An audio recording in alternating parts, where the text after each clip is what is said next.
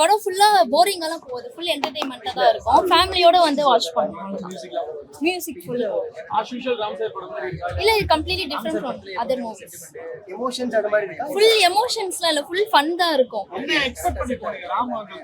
இல்லை, நாங்கள் அதுக்கு முன்னாடி படம்லாம் நான் ராம் பார்த்ததில்ல. ஸோ இது வந்து ஃபுல் ஃபன் இருக்கும்னு சொல்லி தான் ஃபேமிலியாக வந்து பார்த்தோம். ஸோ ஃபுல் ஃபன் தான் இருந்துச்சு மூவி.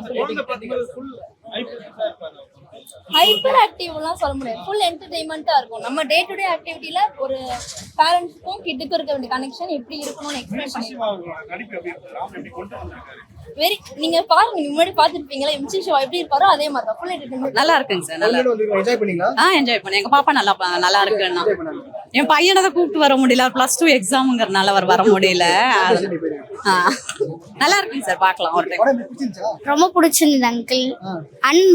அன்பு தம்பி ரொம்ப நல்லா பண்ணினார். சிவா அங்கிள் டான்ஸ் ஆடினதுல காமெடியும் நிறைய இருந்தது.